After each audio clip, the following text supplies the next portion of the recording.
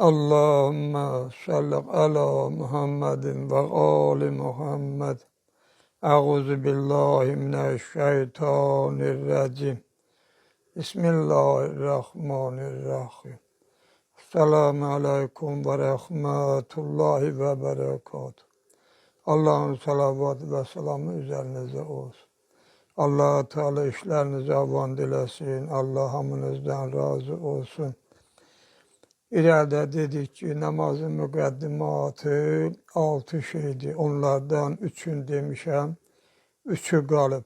İndi o 3 dənəni də sizə inşallah danışım.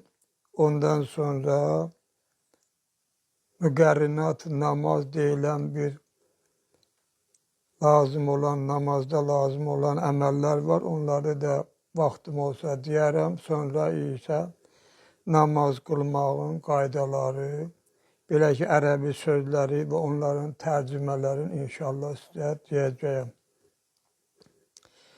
Gecə-gündüz ərzində vacib olan 5 namazın vaxtı aşağıdakı kimidir. Sübh namazının vaxtı sübh-i sadiqdən günəşin çıxmasına qədərdir. Elə ki, günəş çıxdı, yəni namaza çatması o, elə bir namazın qəzaya gedir. Amma qəzaya da geçsə gərək qılasan da, qəza da olsa gərək qəza niyyəti ilə qılasın. Amma yaxşı olar ki, vaxtında gərək qılasınız.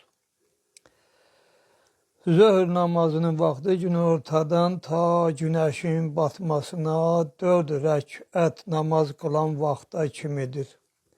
Əsr namazının vaxtı günortanın əvvəlindən 4 rəkət namaz qılan qədər vaxt keçəndən sonra ta günəş batana kimidir. Şam namazının vaxtı günəş batandan sonra şərq tərəfdə olan qırmızı şəfəq günorta yerindən qərbə tərəf keçəndən sonra ta gecənin yarısına 4 rəkət namaz qılan qədər vaxt qalana kimidir. Xiftən və ya işa namazının vaxtı isə şam namazının vaxtından 3 rəkət namaz qılan qədər vaxt keçəndən sonra başlanır. Ta gecə yarısına qədər davam edir. Yəni gecənin yarısına qədər işa namazın və ya xiftə də deyirlər də ona xiftə namazın qılsız qəza olmaz. Gecə yarıdan keçəndən sonra olsa deməli qəza sayılır. İndi isə sətri övrət. Əslində indiki zamanda namaz vaxtlarında azan deyilir və hamı namaza durur. Amma bu vaxtları hər ehtimala qarşı, yəni ehtiyata xatir deyirlər ki, insanlar azan olmayan yerlərdə, yəni namazın vaxtlarını təxminən də olsa, heç olmasa bilsinlər. İndi isə sətri övrət. Namazın müqəddimatının biri də sətri övrətdir. Yəni övrəti örtməkdir. Yəni qarşı tərəfin insan və arxa tərəfin adam tuman geyməklə dalda və ya qabaqda örtdüyü eyibli yerlərinin hər birinə övrət, İkisinə bir yerdə isə övrəteyn deyirlər. Namaz qılan şəxs kişidirsə, namazdan qabaq bu 2 yeri örtməlidir. Əgər qadındırsa, gərək 2 əlləri və üzündən başqa bütün bədəni örtülü olsun. Əgər naməhrəm olan yerdə namaz qılsa, əllərini və üzünü də örtməlidir. Sətri övrət üçün işlənən libasdan ötürü şərtlər var.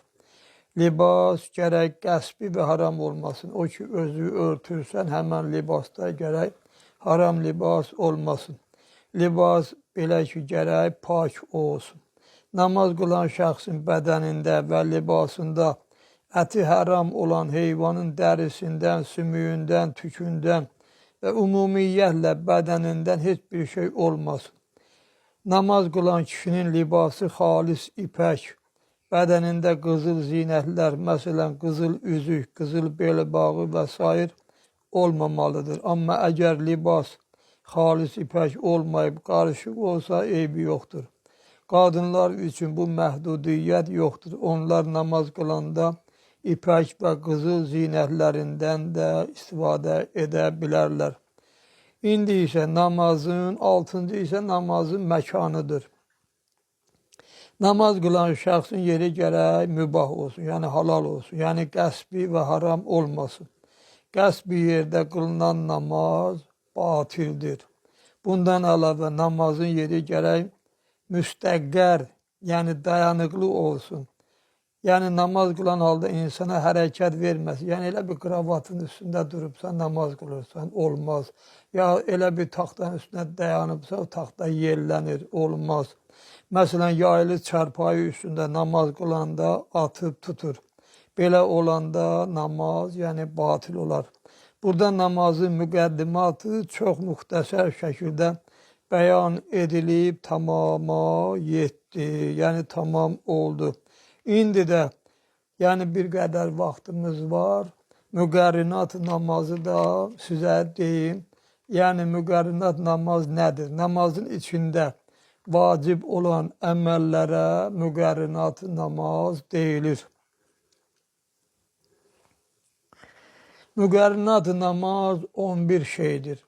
Müqərrinat namazda olan əməllər namazın mahiyyətini təşkil edir. Yəni əsasən müqərrinat namazdan ibarətdir. Namaz və minimum əməllərdir. İndi bu 11 vacib əməli öyrənək. Birinci qiyam, yəni iki ayaq üstə durmaq. Elə bir gəldin durdun namaza, üzü qibləyə. O ayaq üstə durmağa deyirlər qiyam.